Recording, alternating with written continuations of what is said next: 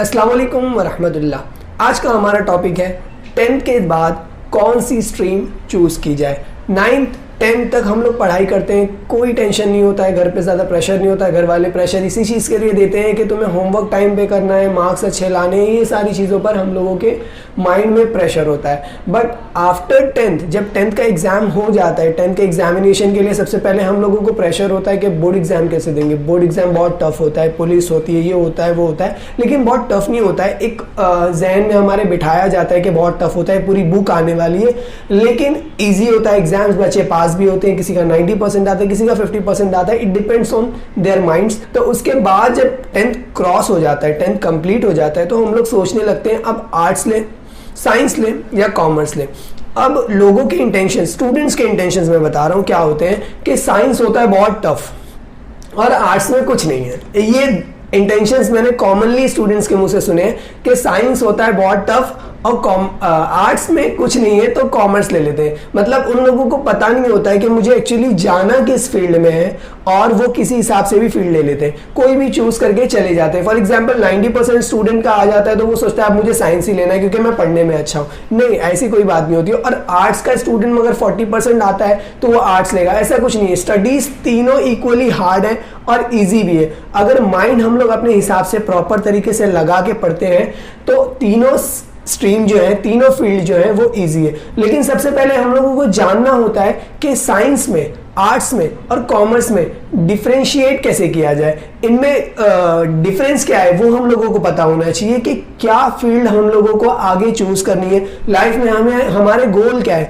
और उस हिसाब से हमें फील्ड चूज करनी है। फॉर एग्जांपल अगर हम लोगों को चर्च गेट जाना है तो हम लोग ट्रेन भी चर्च गेट की ही पकड़ेंगे, हम लोग वीटी की ट्रेन पकड़ के चर्च गेट नहीं जा सकते। तो इसी तरह हम लोगों को फील्ड ऐसी चूज करनी है जो हमारी लाइफ में आगे जो हमारे गोल्स हैं उसको अचीव किए जाए। सबसे पहले डॉक्टर बनने के लिए तो हम लोगों को साइंस की फील्ड लगती है, इंजीनियर बनने के लिए साइंस की फील्ड लगती है, कॉमर्स वाले बैंकिंग सेक्टर्स में जाते हैं और आर्ट्स वाले टीचिंग फील्ड में जाते हैं। ठीक है, लेकिन ऐसा कुछ नहीं है कि आर्ट्स वाले टीचर ही बनेंगे, कॉमर्स वाले टीचर नहीं बन सकते। फॉर एग्जाम्पल एक आर्ट्स का टीचर कॉमर्स के स्टूडेंट्स को नहीं पढ़ा सकता है और कॉमर्स का टीचर आर्ट्स के स्टूडेंट्स को नहीं पढ़ा सकता। ऐसे डिफरेंशिएशन होते हैं। ये जो फील्ड है आर्ट्स, साइंस एंड कॉमर्स, ये जिस हिसाब से हम लोग सोचते हैं कि ये फील्ड से यही पढ़ाई हो सकती है, तो ऐसा नहीं है। वहां से बहुत सारे आपको रास्ते मिलेंगे। जो जो चीजें आपको चाहिए, जिस तरीके से आप पढ़ना चाहते हैं, आपको बहुत सारे रास्ते इसमें नजर आएंगे। फॉर एग्जांपल मैं साइंस के बारे में आपको बताता हूं। अगर आप साइंस लेते हो तो इसका मतलब ये नहीं है सिर्फ डॉक्टर बन सकते हो, उसके अंदर बहुत सारी फील्ड्स है। एग्जाम्स जो होते हैं हमारे 10th के बाद जो हम लोग एग्जाम्स देते हैं, उसके बाद हम लोग देखते हैं हमारे मार्क्स कितने हैं, उस हिसाब से हम लोग चूज करते हैं फील्ड, साइंस लेंगे या आर्ट्स लेंगे या कॉमर्स लेंगे। लेकिन ये डिपेंड हमारे मार्क्स पे नहीं होता है, हमारे इंटरेस्ट पे होता है कि हमें साइंस में इंटरेस्ट ज्यादा है या अकाउंट्स या मैथ्स में इंटरेस्ट ज्यादा है या थ्योरी में, हिस्ट्री वगैरह में इंटरेस्ट ज्यादा है। जिस चीज में हमारा इंटरेस्ट हो उसी सब्जेक्ट को चूज करें कि आगे हमारी पढ़ाई जो होगी वो स्टडीज नहीं लगेगी, हमें गेम लगेगा।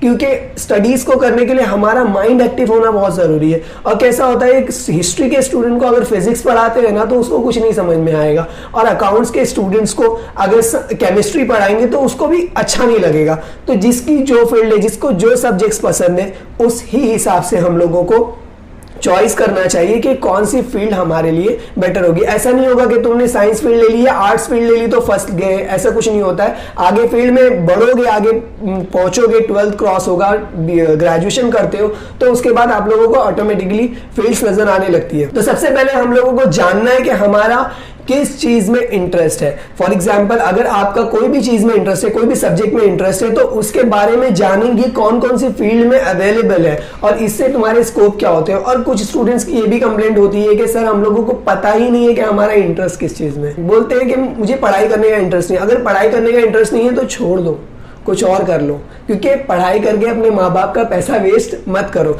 तो स्टडीज करना है तो इंटरेस्ट लाना पड़ेगा, स्टडीज नहीं करनी है तो छोड़ो। बहुत सारी फील्ड है यार, पढ़ाई लिखाई करके ही इंसान कमाता नहीं है, ऐसे बहुत सारे जरिए हैं जिससे आप कमा सकते हो। तो पढ़ाई लिखाई तभी करो जब तुम्हारा किसी चीज में इंटरेस्ट हो, और जो इंटरेस्ट की चीज है वही चीज को चूज करो। ऐसे नहीं किसी के बोलने पे आपको साइंस लेना है, आर्ट्स लेना है, कॉमर्स लेना है। अगर तुम्हारा 60% या 50% भी है तो तुम साइंस ले सकते हो, और 90% भी है तो आर्ट्स ले सकते हो। सोचना तुम्हें ये है सबसे पहले कि मुझे आगे फ्यूचर में करना क्या है। और ये भी नहीं समझ में आता है कि मुझे फ्यूचर में क्या करना है, तो जानो कि तुम्हारा इंटरेस्ट किस चीज में।